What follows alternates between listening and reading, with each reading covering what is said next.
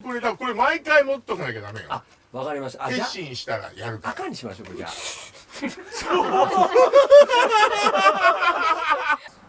今本当に子供が読まないのでジャンプは。なんかオーバーリアクションの人たちがいっぱいいるわよ。相当。オーバーリアクションよみんな。よくいらしてくださってありがとうございま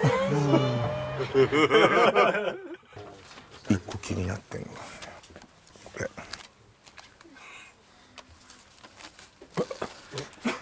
でもこれ永遠に居眠りしてんのねこれ。猫です。猫寝てる猫。うわすっげえこれ。うわー。うわ、すごい。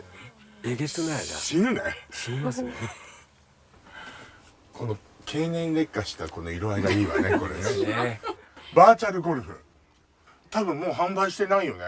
そうですね。ねえこれも宝ですからお宝よ。宝宝トミーになる前よ。あ、本当だ。だから本当ですね。相当前よだか確かにら。確かに。ナイスショット、シンクったねとか声が出るらしいわよ。振るとね。あ、こういうおもちゃあったのをなんか覚えてる気がします。本当？本当に本当に。目立ちたがり。なんでもそうやった。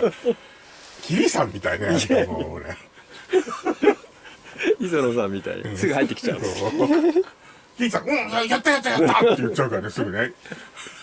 キリさんも何でも360度足りないぐらい全部やってるからもう。さすがよ。それでもあまり言うとね、キリさんのちょっとお仕事のあれいやになりますから。そんなことそれがキリさんのすごさじゃないのよ。そうか。なんでネガティブな方にもそうですね嫌だ。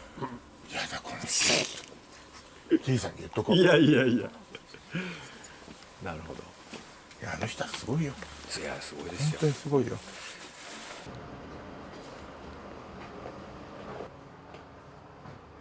あ、びっくりした。本当ですか。ちょっと物件紹介してもらおうと思って。